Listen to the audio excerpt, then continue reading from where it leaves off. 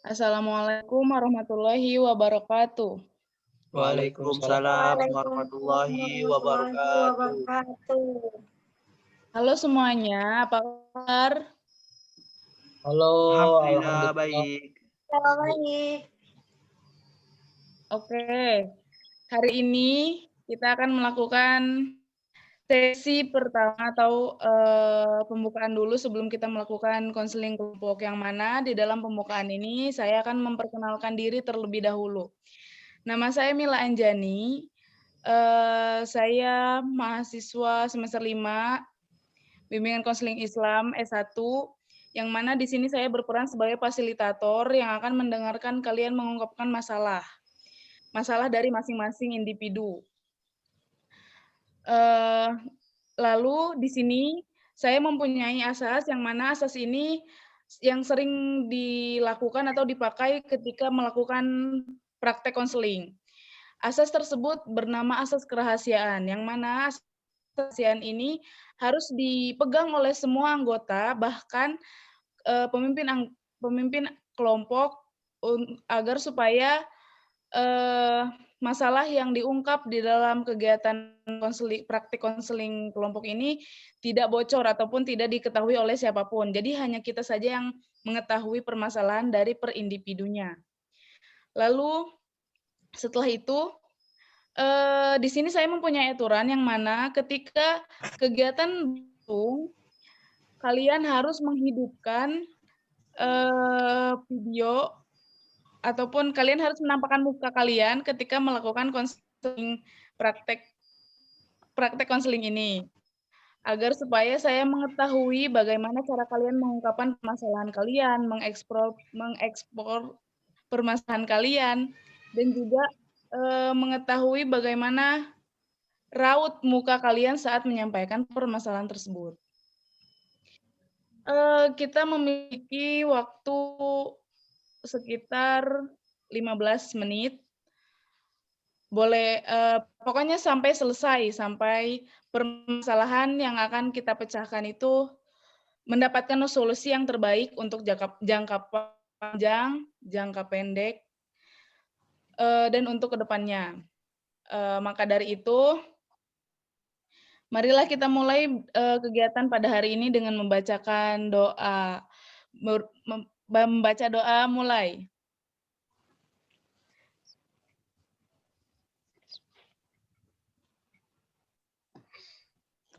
Berdoa selesai. Baiklah, setelah kita berdoa, saya ingin mengetahui terlebih dahulu nama dari masing-masing anggota saya.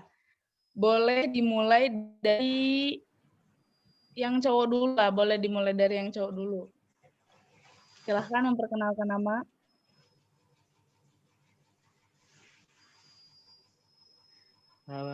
Bismillah. Perkenalkan, nama saya Muhammad Iktaryadi. Asal saya dari Desa Kapur. Saat ini saya masih mahasiswa, masih kuliah di kampus IAIN Pontianak, jurusan Bimbingan Konseling Islam, sekarang masih semester 5. Terima kasih. Oke, terima kasih. Baik.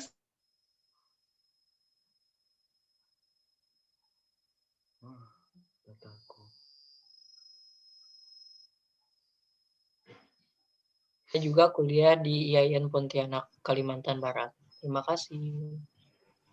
Baik, terima kasih Dede. Selanjutnya. Baiklah, nama saya Siti Saleha, asal dari Pontianak, dan sekarang menjadi mahasiswa di IAIN Pontianak semester 5. Baik, terima kasih untuk Siti Saleha dan semuanya yang telah menyebutkan nama dan asal daerah kalian. Kan kalian sudah mengenalkan nama satu persatu dan asal daerah kalian. Sekarang saya ingin bertanya, kalian semua kan seorang mahasiswa. Saya ingin kalian mengeksplor masalah kalian, apa saja sih yang terjadi selama kalian menjadi mahasiswa, ataupun yang kalian alami, permasalahan apa saja sih gitu. Kalian boleh mengungkapkannya di sini, dimulai dari Diktaryadi. Bismillah. Sebelum itu Kak, saya ini pengen nanya nih untuk counseling kompo ini temanya tentang apa sih nih, Mas? Temanya tentang apa? Biar saya Yang tahu nih under masalah sih. under achiever ya. Iya.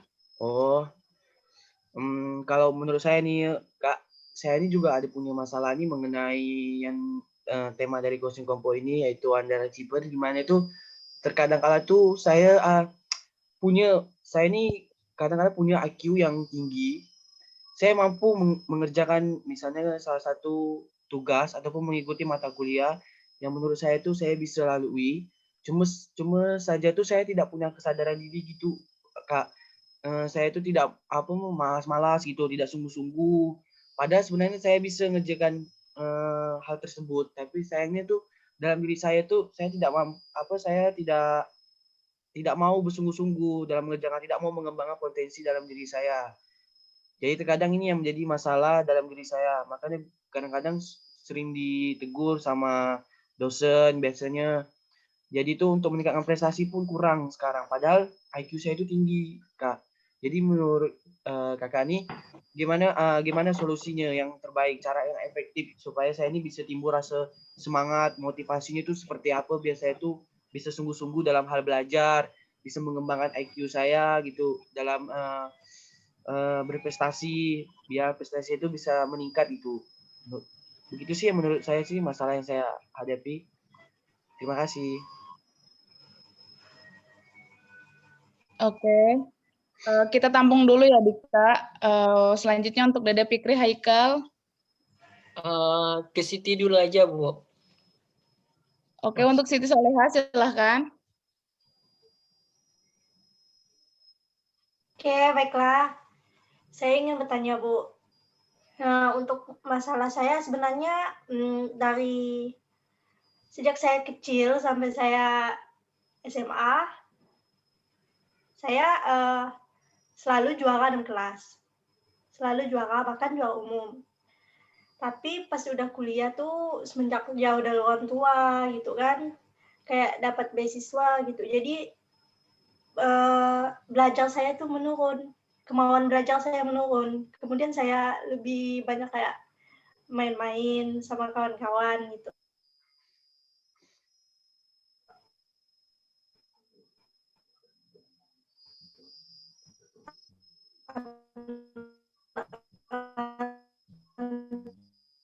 Tuh kayak terbagilah.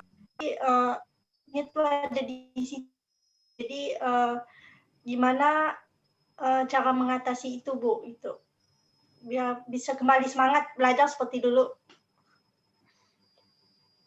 Oke, baik. Siti, kita tampung dulu. Selanjutnya.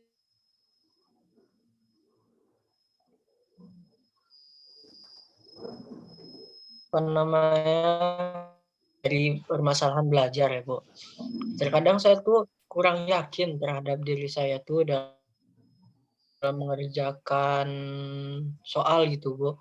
Nah, tetapi kalau misalnya tugasnya kayak membuat kayak makalah ya, kalau kuliah itu pasti membuat makalah ya. Nah, kalau di situ sih saya bisa mampu gitu, Bu. Tapi ketika saya diberikan soal oleh dosen, nah di situ tuh saya tuh kurang mampu, Bu, kurang mampu mengerjakan apa yang diberikan oleh dosen tersebut gitu, Bu.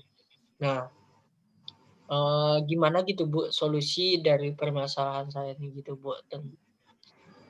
Terima kasih.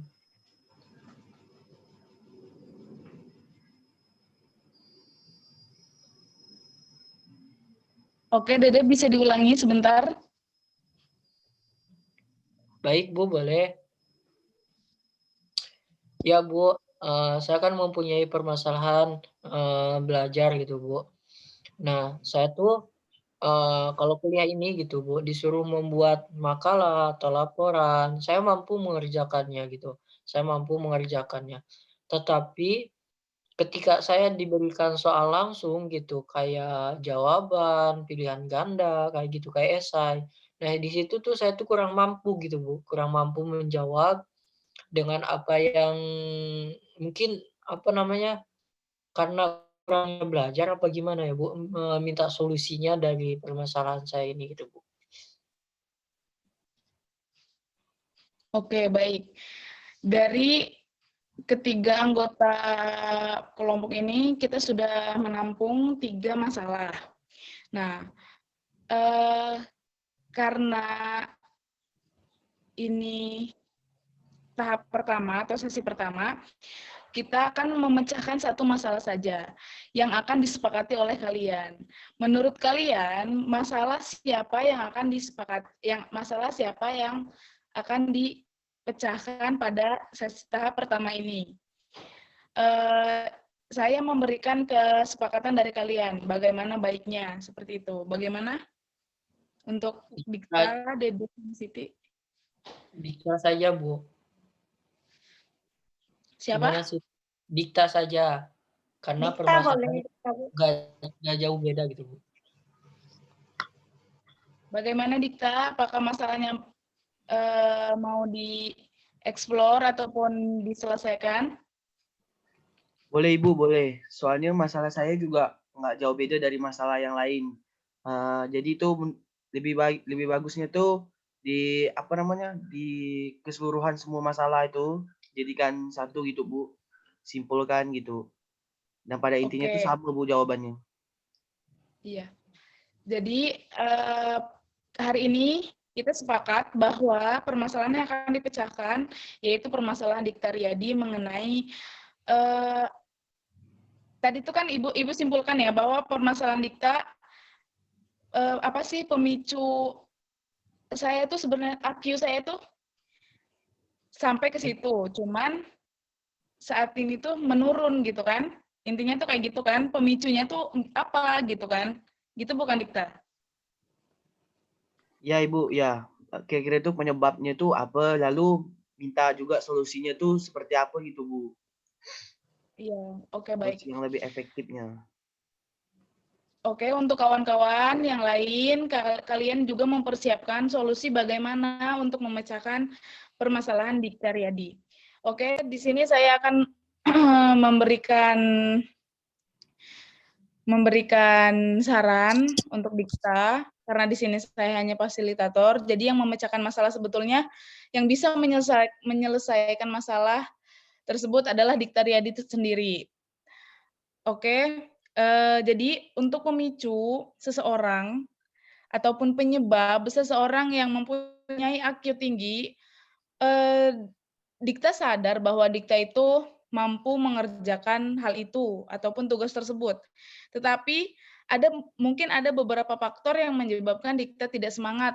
Nah, yang pertama itu faktor tidak semangat. Mengapa demikian? Karena ketika seseorang semangat ataupun di lingkungan mendukung seperti fasilitas mendukung seperti kuota, sama orang tua itu dikasih kuota yang banyak gitu kan. Jadi Dikta tuh, oh saya punya nih kuota, kayaknya saya harus ngerjakan tugas nih gitu kan. Ataupun diberi laptop, HP yang canggih. Jadi hal-hal kecil tersebut bisa membuat kita semangat dalam mengerjakan tugas jika terpenuhi.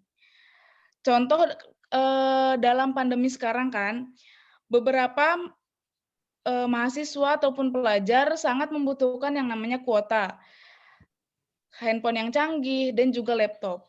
Jika ketiga tersebut terpenuhi ataupun fasilitasnya ada gitu kan, maka anak-anak pelajar ataupun mahasiswa lebih giat lagi mengerjakan tugas, seperti itu. Hal-hal kecil seperti itu juga menjadi penunjang kita agar semangat belajar, semangat mengerjakan tugas. Nah, selain hal-hal kecil tersebut, lingkungan seperti kayak kamar yang bersih, biasanya kan kalau kamar bersih itu kita tuh jadi semangat ngapa-ngapain ya,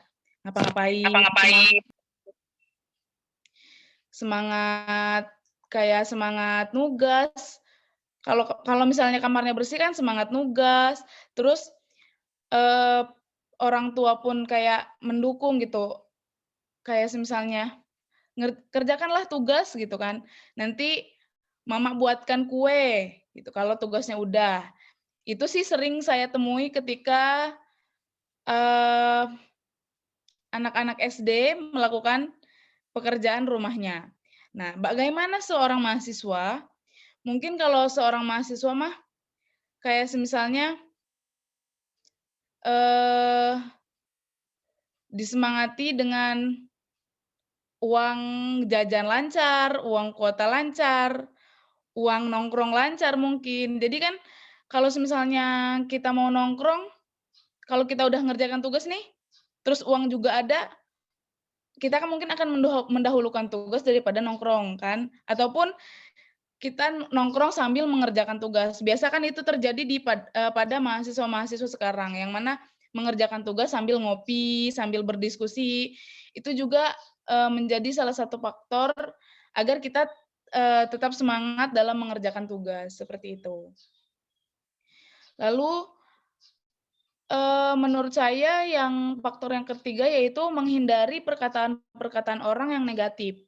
Seperti, kita kan selama pandemi ini di rumah terus, mengerjakan tugas di rumah, mengerjakan ujian akhir di rumah, apa-apa di rumah. Nah, ada beberapa orang yang mungkin menganggap kita sebagai pengangguran yang tidak memiliki pekerjaan apapun, ataupun pengangguran yang tidak berguna. Karena pekerjaan kita ataupun kegiatan kita sehari-hari hanya menatap gadget, handphone, laptop, kita hanya memandangi itu saja di setiap harinya, kecuali hari Sabtu sama Minggu karena libur kan. Nah, itu juga dipakai untuk istirahat atau tidur seharian. Ada beberapa orang atau segelintir orang yang berbicara negatif seperti, "Udah sih kerja aja, toh selama setahun kamu di rumah aja loh, tanpa mengerjakan hal apapun." Mereka berbicara seperti itu karena mereka pertama tidak serumah dengan kita. Mereka hanya memandang kita, kayak di rumah terus, nggak ngapa-ngapain, kerja enggak, ngasilin duit enggak, minta duit terus, kan kayak gitu. Kita harus menghindari itu dengan cara, jadikan itu motivasi bahwa kita itu bisa sukses, ataupun apapun yang kita lakukan selama ini bisa membuahkan hasil dengan nilai ujian akhir yang bagus, seperti itu.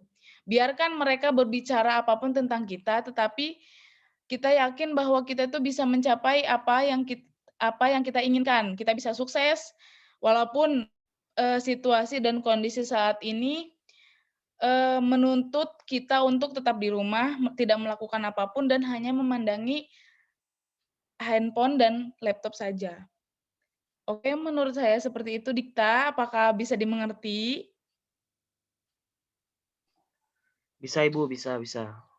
Jadi menurut Ibu tuh caranya tuh untuk memunculkan supaya jadi semangat gitu dalam belajar, apa namanya, dorongan dari orang tua itu penting ya Ibu, dorongan dari orang tua itu penting, dari situasi dan keadaan di sekitar kita juga itu penting kan, seperti kebersihan, supaya kita tuh enak, nyaman dalam belajar, dan juga reward, yang kita dapatkan jika kita mau, semangat dalam belajar dari orang tua kan, seperti yang Ibu bilang tadi kan bisa dapat Iya, bikin kue kesukaan kita atau makanan kesukaan kita. Juga tadi itu, kata Ibu kalau untuk motivasi, apa namanya, lebih ke itu ya Bu, ke materi gitu ya Bu. Kalau bisa uang nongkrong lancar ya, uang jajan juga lancar ya. Jadi itu uang termotivasi kuota. gitu, termotivasi gitu ya Bu. Oke, oke, oke, siap Bu. Cara Ibu, saya bisa anu Bu, bisa nanti saya aplikasikan Bu untuk kehidupan saya nanti Bu. Oke, terima kasih ya Ibu. Oke, oke, untuk kawan-kawan silahkan yang ingin memberikan solusi, mungkin ada yang ingin memberikan solusi yang lebih tepat lagi.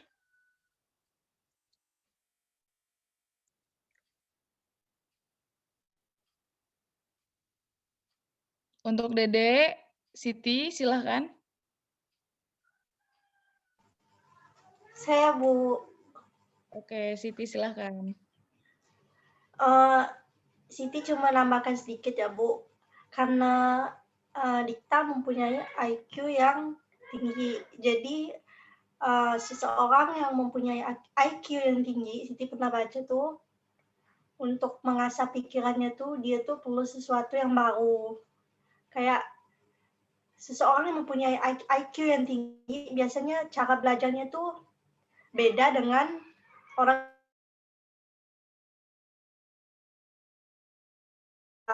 Jadi mungkin Dikta bisa mengaplikasikan sesuatu yang baru untuk cara belajar Dikta gitu Bu.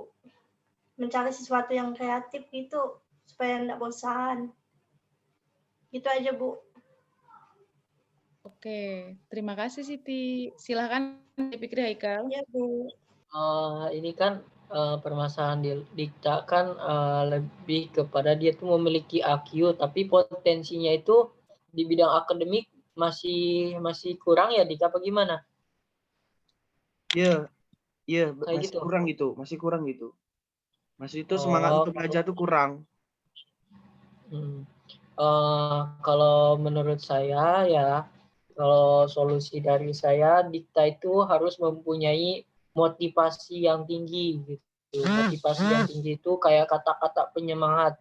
Apa sih yang membuat Dikta itu semangat? Misalkan kata-kata apa gitu yang membuat semangat, sehingga motivasi itu bisa mendongkrak apa yang menjadi hal-hal yang menjadi penyebab potensi Dikta itu kurang di akademiknya. Padahal Dikta itu mempunyai EQ yang tinggi. Nah, misalkan Dikta membuat tulisan nih besar di kamarnya gitu. Nah, setiap melihat tulisan itu, kata-kata motivasi dalam tulisan itu, nah Dikta itu, saya tuh harus belajar gitu, harus belajar agar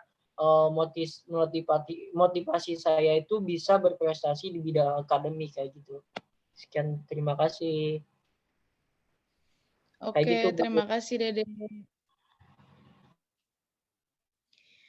Oke, Dikta, apakah bisa dipahami solusi atau motivasi dari kawan-kawannya? Alhamdulillah bisa Ibu. Oke. Sekarang saya minta untuk kalian bertiga menyimpulkan, apa sih inti dari permasalahan tadi itu seperti apa gitu. Kalian boleh mengungkapkannya ataupun boleh menyimpulkan inti dari permasalahan Dikta Riyadi tersebut, termasuk Dikta sendiri ya, intinya gitu. Jadi yang paling klop, yang paling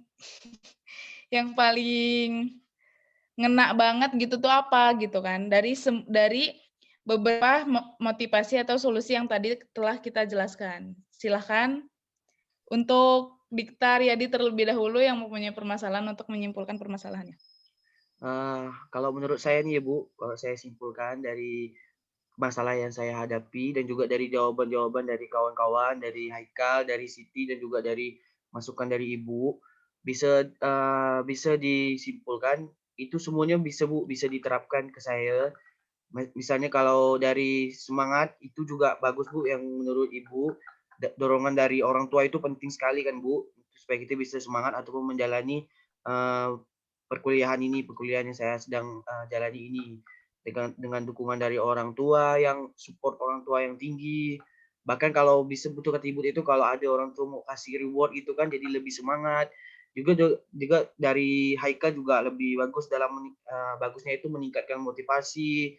Motivasi itu bisa dengan berkarya gitu, bisa dengan kata-kata yang lebih semangat gitu. Mungkin juga dari dukungan teman juga penting. Teman sering berikan nasihat yang baik gitu, motivasi yang tinggi gitu supaya kita tuh bisa meningkat potensi kita untuk mengembangkan potensi tersebut. Juga dari Siti juga bisa Bu, kita bisa juga berkarya gitu seperti membuat karya tulis gitu kan Bu, ada yang bisa kita luangkan waktu gitu, untuk selain dari belajar gitu, hal seperti apa yang kita sukai gitu kan Bu. Jadi itu ada rasa semangat gitu untuk kita belajar dan meningkatkan potensi dalam diri kita. Mungkin gitu ya sih Bu, menurut saya sih. Oke. Untuk Dede Fikri silahkan menyimpulkan.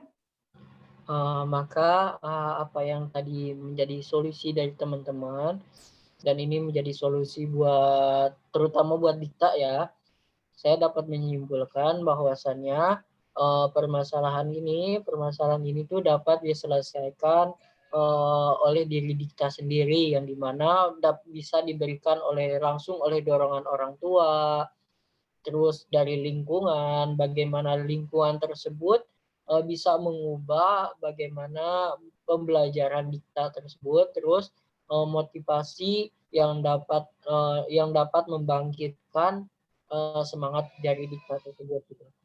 Oke Bu, terima kasih. Oke, terima kasih Dede. Silakan Siti. Baik Bu, kesimpulan yang dapat saya ambil itu dorongan kompetensi belajar itu bukan cuma dari lingkungan, tapi dorongan belajar sesungguhnya yang dapat membantu kompetensi belajar itu adalah dorongan kemauan dari diri kita sendiri untuk mengubah kompetensi belajar yang ada pada kita. Itu aja Bu. Oke, terima kasih Siti Soleha. Baik, di sini saya menangkap 3 poin yang mana akan intinya dari permasalahan Dikta itu, Dikta harus semangat, pertama. Kedua, mempunyai tantangan. Karena seseorang yang mempunyai IQ tinggi itu harus kayak tantangan, kayak misalnya dikasih tantangan nih sama dosen, kamu bisa loh mengerjakan ini, seperti itu. Yang ketiga, yaitu dari Dede Fikri Haikal memberikan memasang kalimat motivasi di dalam kamar. Oke, mungkin itu saja yang bisa saya sampaikan. Semoga kalian berkenan dan kalian merasa bahwa ini sudah cukup untuk saya, untuk masalah saya. Kurang lebihnya saya mohon maaf. Wassalamualaikum warahmatullahi wabarakatuh. Waalaikumsalam Waalaikumsalam warahmatullahi warahmatullahi wabarakatuh. wabarakatuh.